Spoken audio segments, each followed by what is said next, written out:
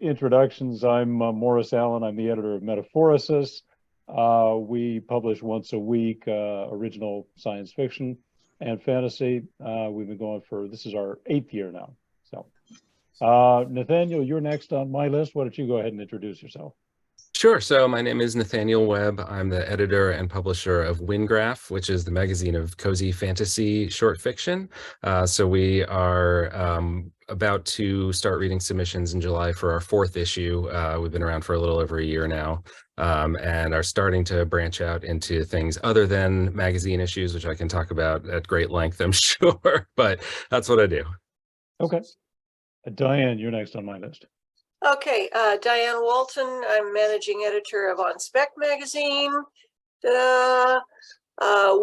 been running this is our 33rd volume, so that's how long we've been in operation, and we are a Canadian magazine. Okay, Fran. Hi, I'm Fran, and I publish Cosmic Roots and Eldritch Shores, where we do science fiction, fantasy, myth, legends, Eldritch stories, and also do some articles and podcasts. We also run the Kepler Award for science fiction, hard science fiction stories. And just trying to finish up now the anthology for benefit anthology for Ukraine. Okay, great. Looks like we've had a couple more people join us. If you want, those of you in the audience, as it were, can give a few words about yourself and what you're interested in. Jay, if you want to. If not, that's fine too. Sure. So I'm Jay. I live in Canada. I'm based in Toronto, but I'm at my aunt's near Belleville this weekend, helping out with stuff. And I write, sort of sci-fi, fantasy, horror, various stuff. Sort of, more of a beginner, I guess. I did sell a microfiction at Drabble a number of years ago, but haven't sold like a full-length story at this time. And I think I'm getting close to that, close to sale level. It's sort of hard to tell in some ways. And some of the people I've hired as editors in the past to look at my stuff haven't been available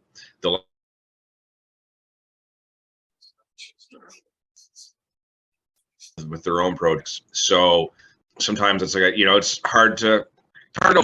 I'm not close with too many people who write. So to actually get the sort of feedback at times that I think I want, sometimes I'm paying for feedback. But I saw a listing for this event, and I thought it sounded really interesting. So I'm very pleased to be here. Okay, great. Thank you, Jay. Keach, do you want to say a few words? That's fine if not.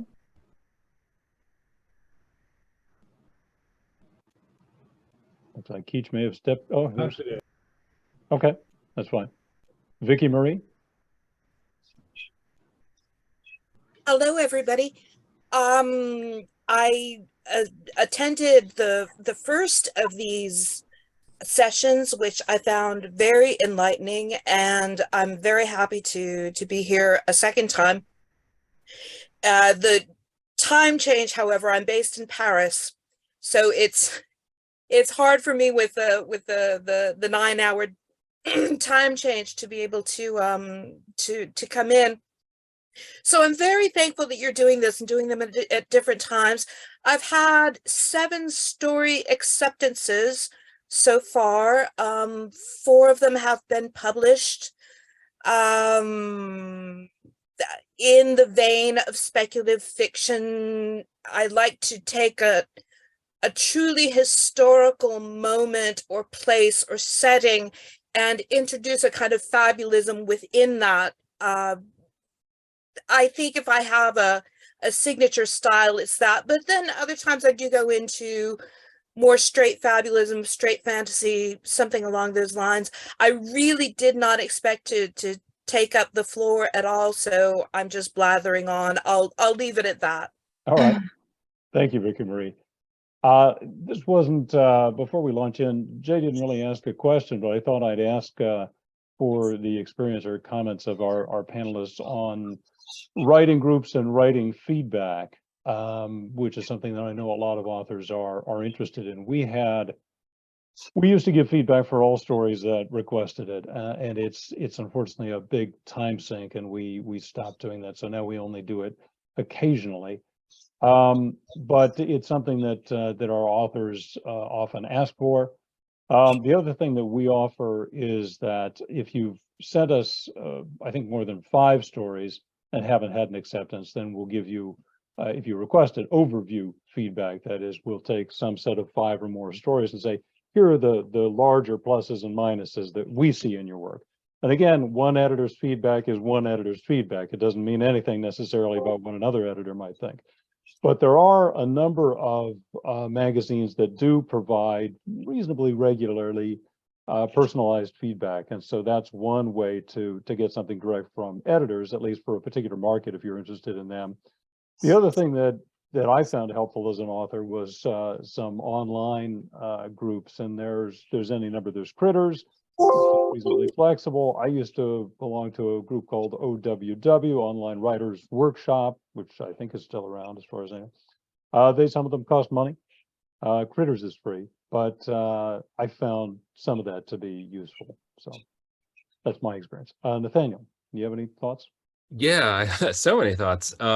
So like many editors, I am also a writer. So this is something that I've grappled with from both sides. I would say, as far as finding fellow writers to give you feedback, do beta swaps, that kind of thing. What I've found is most successful is specifically trying to kind of get into a group that is targeted to what you're really interested in writing and reading. So what I mean by that is, like I've been a member of Scribophile, for example. It's another one of those sort of general online feedback groups. And, I tried it for a while and just didn't get that much utility out of it because a lot of times you are reading stuff that isn't necessarily in your wheelhouse, and then you're asking, strangers on the internet to read your stuff, which maybe is not necessarily in their wheelhouse. And so personally, I found it hard to really get motivated and jazzed about reading other people's work when it could just be literally anything. And B, the feedback that I got sometimes was very useful and sometimes was just completely like, okay, you don't know what I'm going for, you don't read this genre, that's not your fault, but this is not super helpful to me. So, again, I play in the cozy fantasy space and I write in sword and sorcery as well. And in both cases, what I found incredibly helpful is actually finding fellow writers, not even necessarily from writers groups, but just from online communities focused on those subgenres. And so then finding like-minded people who then are much more interested in reading what I've written, and I'm much more interested in reading what they've written, and it actually just creates a much more fruitful relationship. As far as editor feedback from submissions, I am in a similar boat probably to Morris, where when we started out, it was very much like, we're going to give everybody feedback. Every single response is going to be personalized. It's going to be so amazing and so helpful. And then that very, very quickly fell by the wayside because it's just not feasible, really, especially as our number of submissions has increased basically with every submissions window. So I would say I occasionally still get somebody who, after I've sent them a rejection, will then come back and ask me, hey, could you give me some idea of why you didn't like the story or what worked, what didn't work, whatever. And I'm always happy to do that. Like if somebody specifically, politely, but specifically makes that request, I'll always find time. Otherwise, usually at this point, we really stick to things that that came close, right? So if something received serious consideration, if I really liked it, or if one of our readers really liked it and it just didn't make the cut, then I really do still try to send a personalized response, to give some kind of feedback, so the writer knows that there was just kind of something specific that tripped us up or it didn't fit for us for some reason, and B, to offer encouragement. And I would say, especially when you are starting out and submitting, it can be very, very discouraging, of course, because you're going to rack up a ton of rejections. But at least from my perspective, if you get that sort of personalized rejection, if you get that rejection letter where the editor at the end of it says, you know, we're not taking this one, but we would love to see more of your work in the future. Take that seriously, because, you know, we don't, at least I don't say that to everybody. And if I'm saying it's because I mean it. It's because I want to get more from you. So, you know, take that as a win, even if it feels like a loss. Diane or Fran? Yeah, I agree with a lot of what Nathaniel said. I mean, we have, for the last couple of years, we've actually been using a plugin on our WordPress site that allows every reader, every first reader, every editor who looks at a story in the slush pile to actually write a comment. You know, like, what do they think about the story? Why don't they think that we should be, you know, buying it? And so we try and make sure that all of the comments are respectful, that they are the kinds of things that you would say face to face in a writer's group, so that, you know, you're not being mean-spirited about it. You're actually trying to give some constructive criticism. Take it with a grain of salt. A lot of times it's basically just our opinion, and another magazine's just going to say, hey, this is a fabulous story, I want to buy it. Hey, you know, that works for everybody. And so that's where we stand as far as responses to people. My opinion, I guess, on writers groups is basically, with genre fiction, I think you really, really need to find a group of like-minded writers who will get what you're saying. Because if you're in a sort of a generic community writers group at the library, some of these people are writing their family history, some of these people are writing romances, some of these people are writing, you know, like whatever. They're not necessarily going to get you. And so the comments will be polite, but not really constructive, and that doesn't help you at all. So any of the groups that I know of personally, they're all basically genre fiction critique groups. Fran? Yeah, we no longer give feedback to everyone. We did that at first, and some writers actually were insulted, even if it was polite comments. They didn't want to hear it.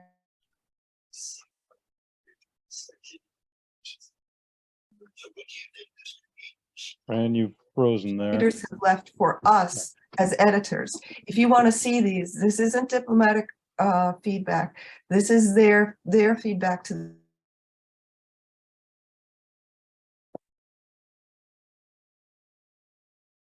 I just had one question. I think it was Jay, who was the first person who was first writer who was talking.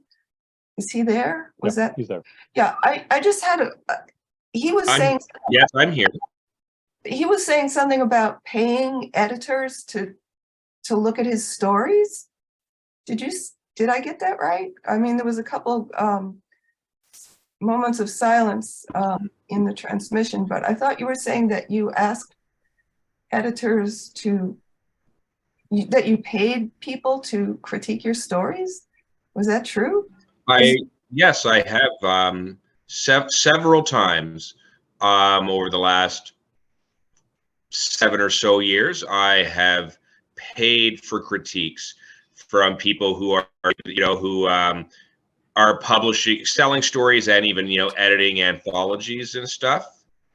And so there's been a few people who I've had some pretty valuable feedback from, and most recently it was actually from Fiverr, this platform, like sort of a freelance platform. So my girlfriend bought me a Christmas package of editing of 10,000 words. That one was okay, but like I've hired some people at the time. Dominique Parisi edited some of my stuff for a bit, and that was really helpful. And there was another Toronto guy. I can't remember his full name, but when I've done it, I've found it pretty helpful. Like, there was initially some of the line editing stuff, but really for that type of structural feedback stuff, because I haven't connected with a writing group, you know, I've found that you know, that level of professional knowledge of story structure and that type of stuff has really helped me a lot over the years. Okay, I guess I think you just have to be careful who you pay to critique your stories.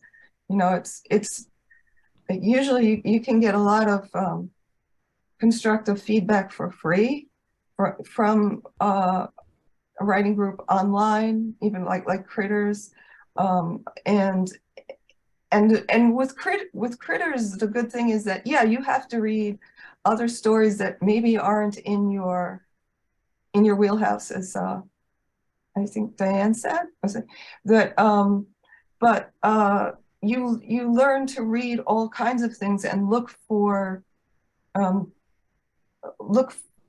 you learn to critique as well as take critique from people who may not get you, because you want your stories to be able to be appreciated not just within one area usually.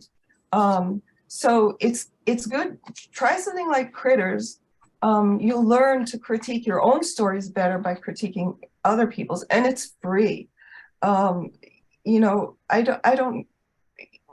Whenever writers have to pay for stuff like that, I mean, you just have to be careful. And there are some really good workshops that well-established ones that you can sometimes participate in too. So I just wanted to mention that, and be careful when you I think have to pay for something. It's a good point. A good point for sure. I think two out of the 3 times I was pleased with the feedback. I've also twice done the Clarion flash fiction. Oh, yeah, they're good. Yeah. Okay, sorry, I don't. Getting feedback to the different people in the group and stuff. There are 2 things that I might add to this. One is that a good way, an easy way to get at one side of this is to just join up with a magazine as a slush reader. Obviously, you're not getting people critiquing your stuff. For our slush readers, I offer to critique one of their stories once a month. But the main benefit that you get from it is seeing lots and lots of stuff that's at the submission level. And it may give you a feeling for how good your stuff is relative to that. But more important, you see the common errors that people make. You see some of the same mistakes over and over again. And you learn something from that, from having to think about those submissions in a helpful way. We ask all of our slush readers to make comments that I could then pass on to the writer. So reasonably diplomatic. We're fairly blunt, but in a helpful, in a constructive way, hopefully. But the other thing that I would mention is that you'll need to find what kind of critiquing style works for you. What I found, for example, is that the people who are trying to spare my feelings, who are, oh, this was great, but I'm not sure about that, that's not as helpful to me. What was helpful to me is the people who say, this part sucks. I mean, you just did a crappy job here.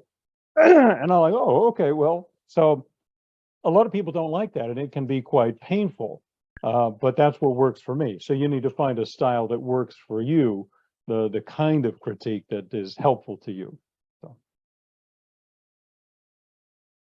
that wasn't really a question, and we answered it anyway. But actual questions from the group.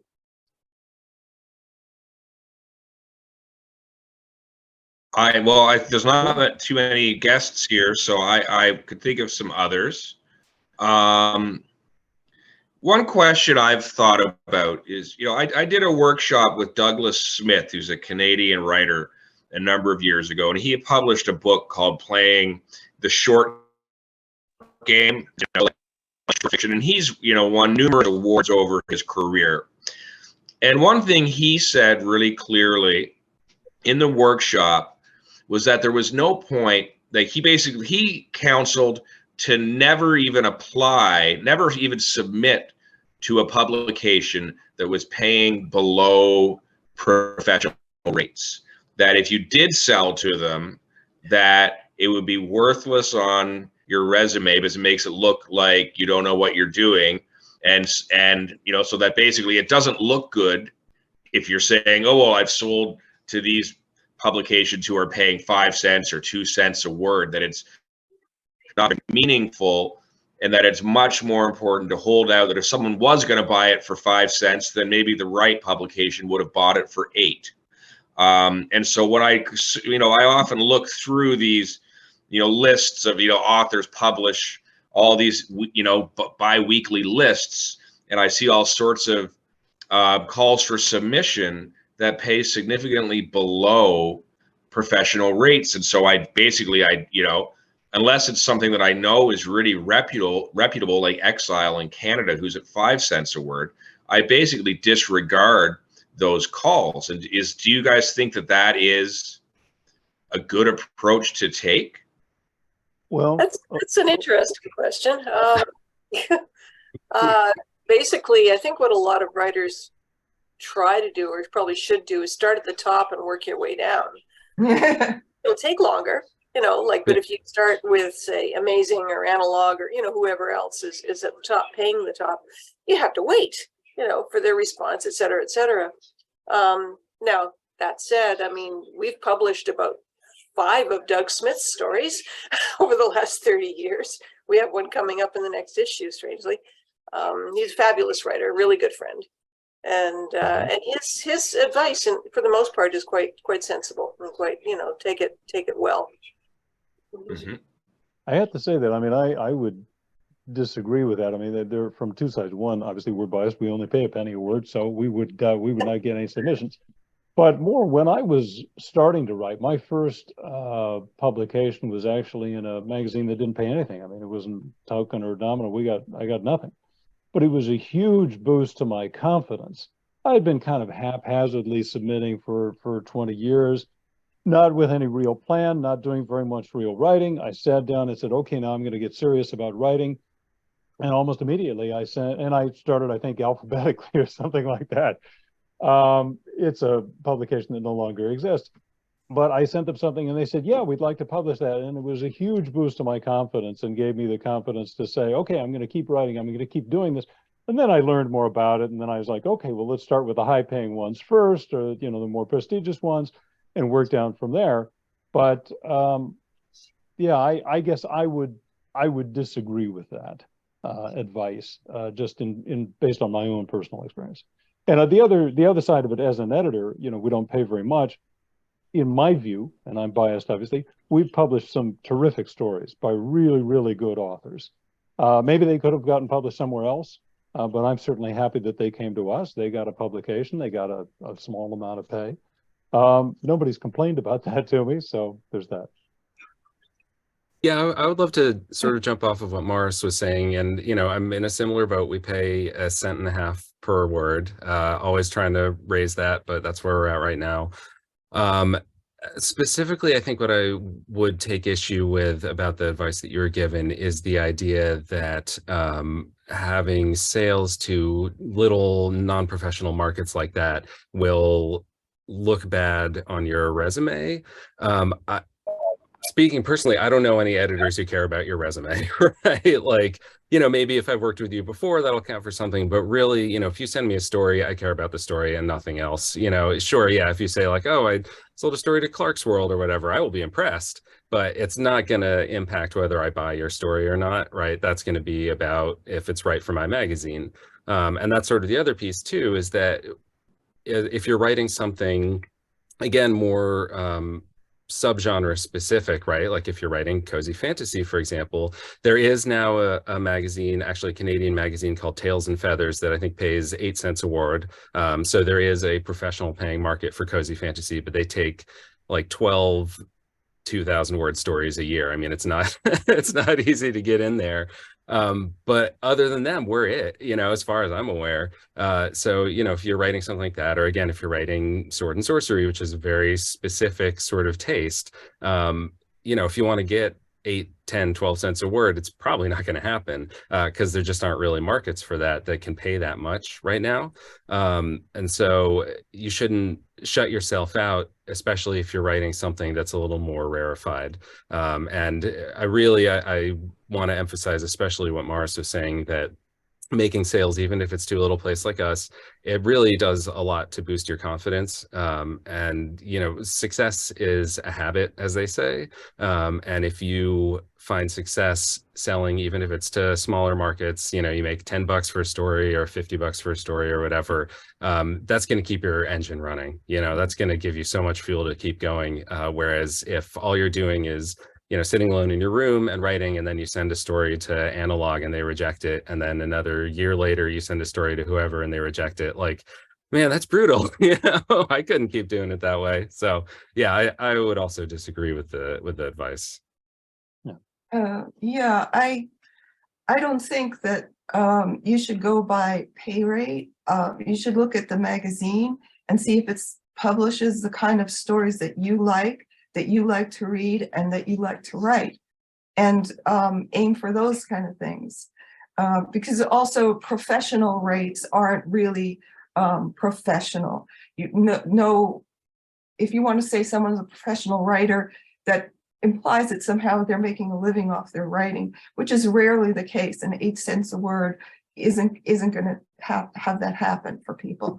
So look at the places that you like, find those magazines, and go by them, because they'll like your stories, and more than like Analog is not going to like cozy fiction. They're like hard, like bare steel science type of things. So if they reject you, it has nothing to do with the quality of your story. It's the type of story.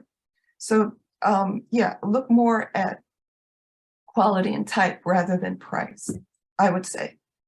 Oh, I mean, it's always fun to submit to like Asimov's or something, but that doesn't mean that that's what your focus should be. Yeah. I would say. Thank you very much for your feedback on that question. All of you, thank you. Other questions from the group? Yeah, looks like there's some other people here. So. Yeah, I sort of have a question, but I don't know if you would really know the answer to it specifically. We'll give it a shot. I was thinking about, there are certain types of genres that I know that are very popular right now. And I wanted to ask all of you, how much of an influence is that on your decision whether to accept a story or not? Because I know you each have your own particular types of stories that you prefer for your publication. And do you look for something that's really unique, or does it not matter to you? Does that not figure into your decision-making about what you will publish and accept? Well, why don't we start at the back this time? Fran, you want to take that on first? Well, not unique, but if you're writing a story about anything, like, okay, a colony ship, there are lots of things that have already been said about those, or about dragons. So the thing is that you have to say something that's different from what everybody else said enough, and say it in your own way, so that it will make a difference, that you want to read that, and it won't seem like the same thing that you've already read. So unique, you don't have to come up with the wildest idea in the world, but you have to have your own perspective on it, and have the things that happen be not something that the reader's going to expect. Oh, okay, now they're going to do this, now they're going to do that. It has to surprise the reader enough, and be new in a sense, but don't look for complete, the person who, the wildest idea possible. You don't have to think of it like that. Just your own take on something. I don't know, I'm thinking the dragon colony ship sounds pretty interesting. Right. Yes. Diane? Yeah, we look for things that are not trendy, but we look for stories that will take, even if they take a trope like the apocalypse. Okay, what are you going to do? It's got to be something different. And for example, we have a story coming up. I just finished reading the author interview that's coming up in our next issue, where the premise of the story is basically what happens if the apocalypse suddenly happens when you're doing something completely mundane. And in this case, this young woman is in a hairstyling salon getting her hair tinted or something, or highlighted. What happens at that point? What do you do? What decisions do you make? And it's hilarious. It's a really good story. And so, but we look for things that just make us pay attention. And we look for character, mostly we look for character driven stuff. And so theme or the idea of the story isn't necessarily all that important. If we really, really like the characters, we want to know what happens to them. Nathaniel? Yeah, so I've maybe a slightly different perspective on this. Thinking in terms of trendiness and popularity in the cozy fantasy space, the 10,000-pound gorilla in the room is the novel Legends and Lattes by Travis Baldree, which he actually announced it about 2 weeks after I announced Wyngraf. So it was kind of perfect timing because I was starting to do this thing, and then suddenly like this book came out. There was this massive, crazy breakout smash hit. It got picked up by Tor. It hit the New York Times bestseller list. All this stuff, right? But the impact of that is that for a lot of people, when they think cozy fantasy, that's all they've ever heard of, right? And so if they Google cozy fantasy or whatever, and they come across Wyngraf and they pick up an issue, I do want to make sure that there's at least something in there that's going to resonate with somebody who read Legends and Lattes and was like, I want more of that, right? Because I know that that's the entry vector for the vast majority of people reading in this genre. So I do intentionally try to make sure that every issue has something that's going to make sense to people whose definition of cozy fantasy is Legends of Lattes. But conversely, I also make sure that in every issue, I'm going to have some stuff that pushes the boundaries in other directions, right? Because I don't want the genre to just become sort of ossified as this one really specific thing. And I have the opportunity, if somebody is coming and reading my magazine because they're coming from that direction, to then say, okay, yeah, that book is awesome, and we've got stuff like that, but like, check out this other thing that we could also do and call cozy fantasy, right? And it's going to push you in a slightly different direction. So yes, I absolutely am interested in the trends in my genre. I absolutely follow them, but it's not always because I just want to publish that, right? It's because I want to publish that, but also the opposite of that. Mm-hmm. Okay. That's interesting. We don't do a specific subgenre. We do all science fiction and fantasy, no horror. So really, I think it's more for us closer to what Fran said. You either have to do something innovative with an idea that's been done before. That's fine. It does mean you need to have done a fair amount of reading so that you know what has been done before. I see a fair number of stories where, like, okay, I've seen this 100 times before, and the author doesn't seem to be aware of that. They're not making any nods to this trope or that trope. They're like, this is a great new thing. And I'm like, well, not really. So it's either that, or for me anyway, you have to make the writing so good that even though it's something I've seen 100 times before, I'm just so taken away by the style of your writing that I'm willing to go with it. And that's hard to pull off, but that's one of the things that we look for. Beyond that, in terms of trends, I don't really think about it too much, except that there are some things that I don't like. I've seen very few time travel stories that work. That's not really a trend that's been around for a long time, but they don't work for me. But vampires and werewolves, that is, well, an older trend now, but I'm just not interested. So it's more of an anti-trend for us, but it's really only those three things, I think, that I would say, please don't send us that unless you've got something. You always leave the loophole open. If you've done something really great with this, and we have published a few time travel stories. I don't know about werewolves and vampires, but so. All right. Okay. Other questions? How do I phrase this? I am encouraged thus far by the response that I've gotten from publishers, editors. One of the issues that has been pointed out to me very kindly by different magazine editors is, let's say, pacing. I got feedback for one story that said we have a good sense of urgency with the first scene, but then we lose that sense of urgency. And I wondered, I'm hoping to publish a collection of short stories, and this submission and others that have had similar feedback are in this collection. And I wonder, first of all, could you expand on any hints or insight or advice about pacing?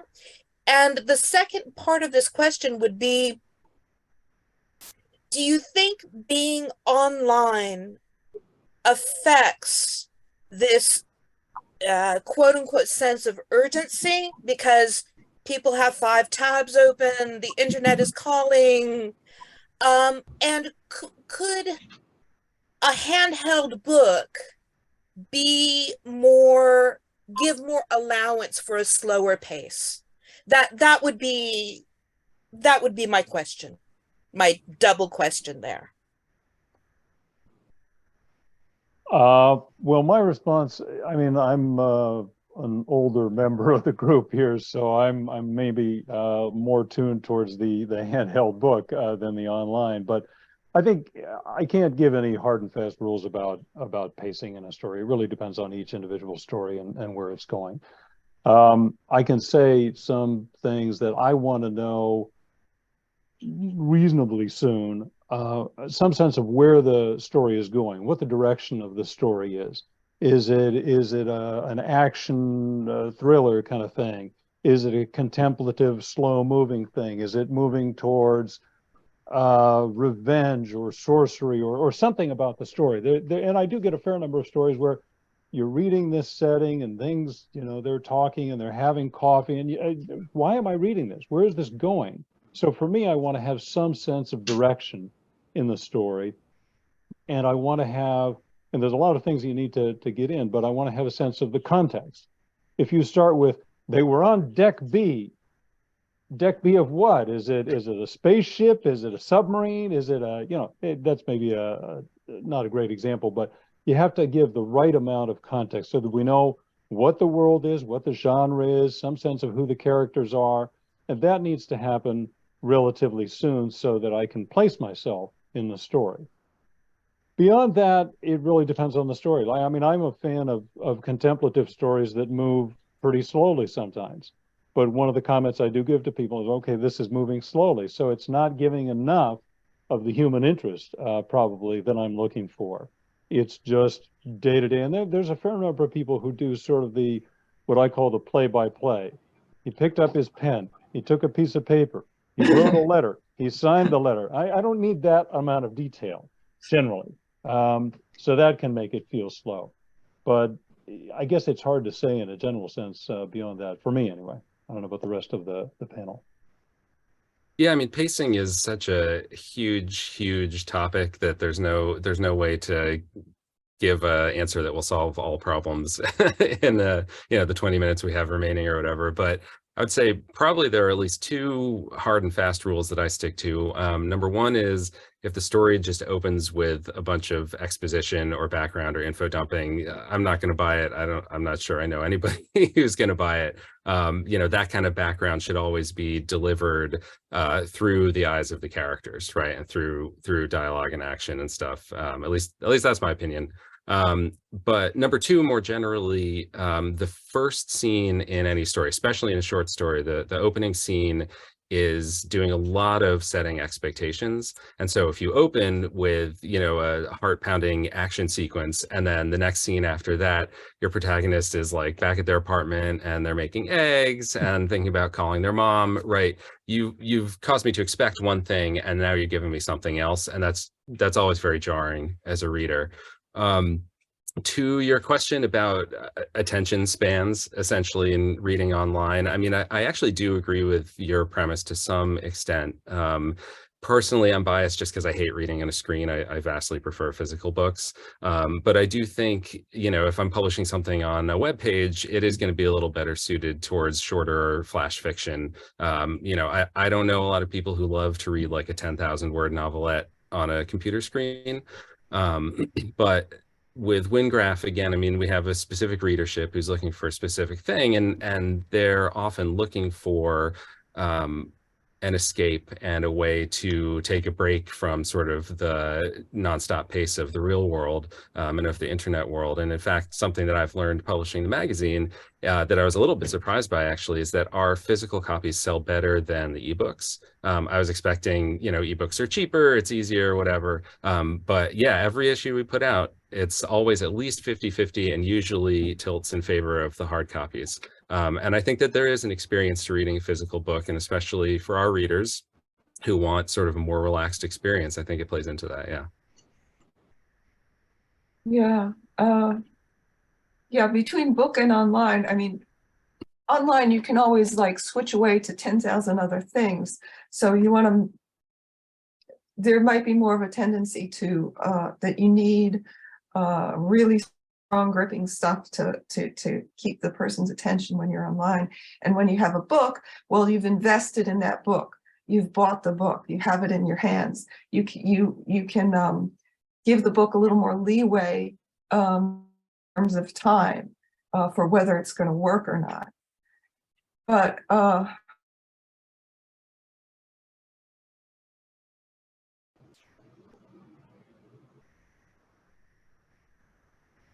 strong and fast paced and then switching is not a good idea. If you've got a good thing started in the beginning, you've got the person's interest. The reader's saying, wow, what's going on? I'm following.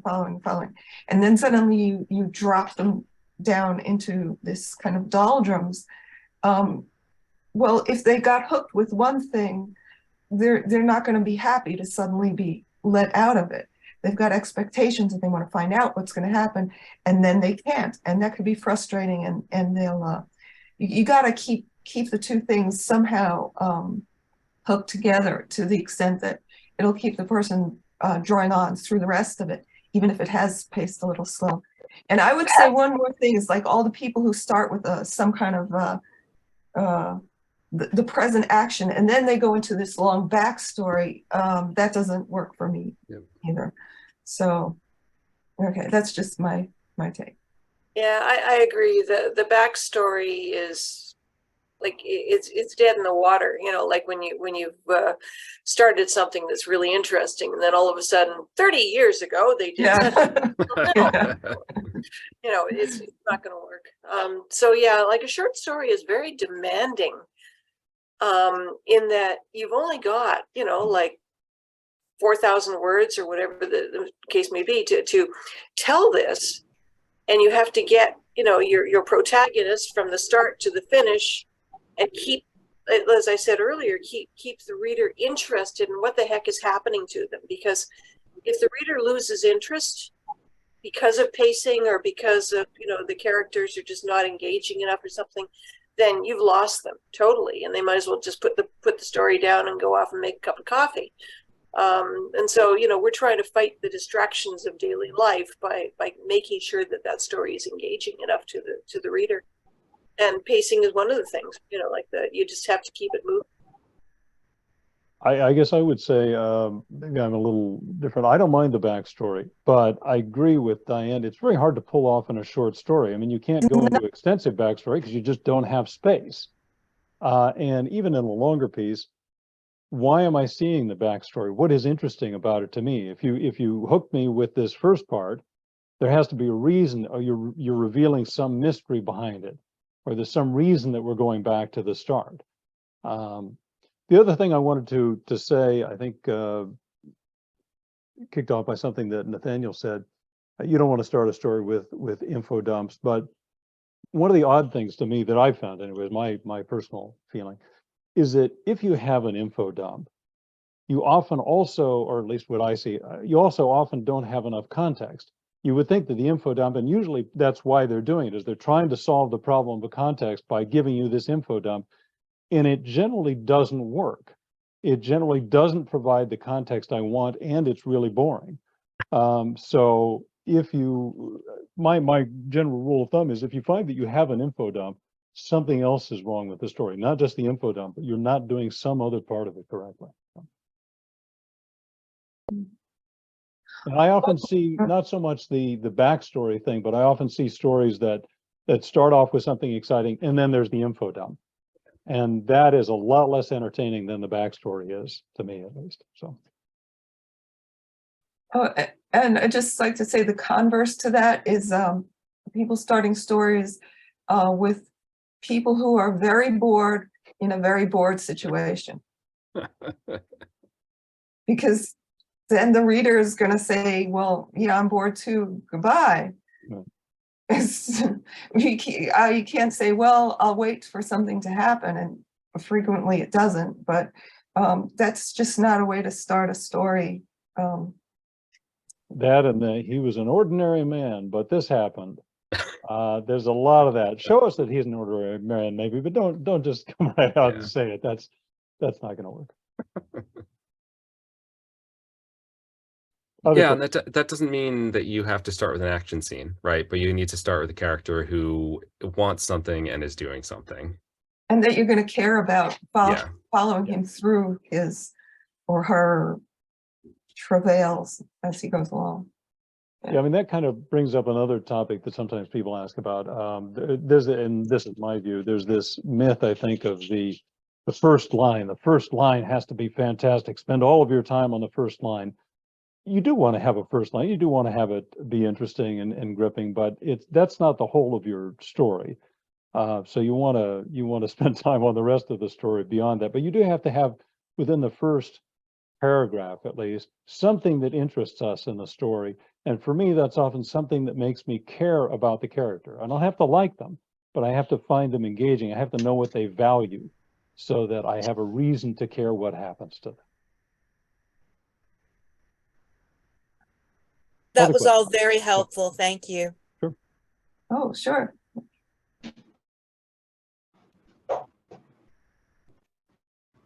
Oh, and I guess I'd say just for Jeff,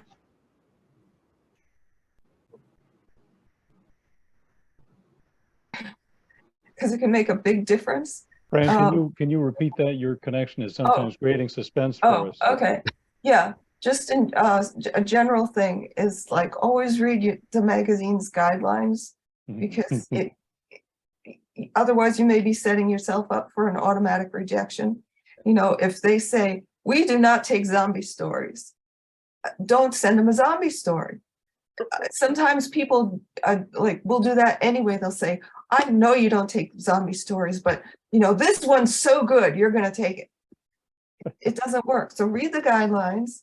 And also read some of the magazines so you get an idea what they like and what they've actually published.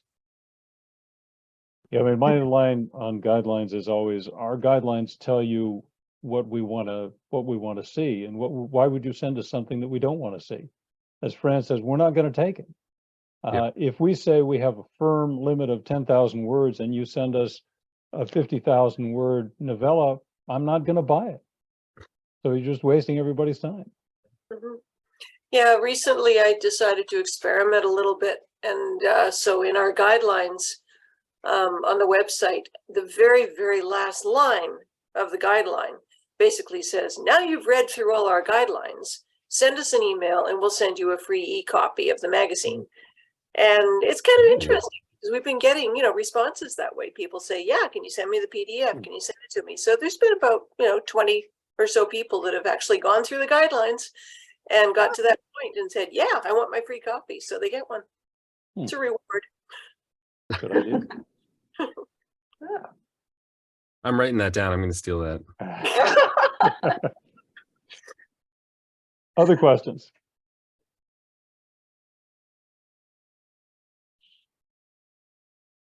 There was a question. Go ahead. Well, if there's someone else who hasn't spoken or who hasn't spoken as much as me who might want to ask something, they should go ahead. Speak now or let Jay go first. Jay, go ahead. Well, maybe this is an okay question, I guess, but it's something that's I've heard several comments that sort of, touch upon it a bit. But one thing I might ask is, in your own work as editors for your magazines, what do you find would be the ideal, or on average, what's like the most common word length you're most likely to publish? Like, are you usually looking for around 4,000 words? Curious, just what's the ideal range in average terms for your publications? I'd say between 5,330 words and 5,335. That's our window. No, people differ on this, and I'll be interested to hear the other answers. For us, we accept flash pieces above 500 words. but I very rarely buy them. They just don't work for me. They don't tell enough of a story for me. So I think probably my usual, not always, I've seen great stories at 1,000 words, but usually it takes 3,000 words or so to tell a story that satisfies me. And I find about 5,000 to 6,000 words is the most effective. We've published stories that are much longer. We've published stories that are much shorter, but that's enough room to tell a story, and it's short enough that it's not dragging on. There's not padding. Not to say that longer stories all have padding, but you know, as a rule of thumb, that works for me. Others? Well, we've published, like, we have a sort of a, I wouldn't say a hard and fast rule, but we say don't send us anything more than 6,000 words unless you clear it with us ahead of time. And by clearing with us ahead of time, it means, do we know you? You know, have we bought stories from you? Are you Doug Smith? In which case, yeah, you know, we'll look at it, because he writes phenomenal, you know, like 8,000 word stories, and they're grand, and we publish them. But for the most part, we're looking at a print magazine that only has a certain amount of real estate, that we want to get as many stories as we can into an issue. Other than that, I don't know if we've ever really looked specifically to an ideal word length for a story. It's basically, does it tell what it needs to tell in the right number of words for that particular story? Yeah, we have a 1,000 word minimum. We don't really have a maximum, but we say that, I mean, the shorter, the better. We never published anything more than about 9,000 words.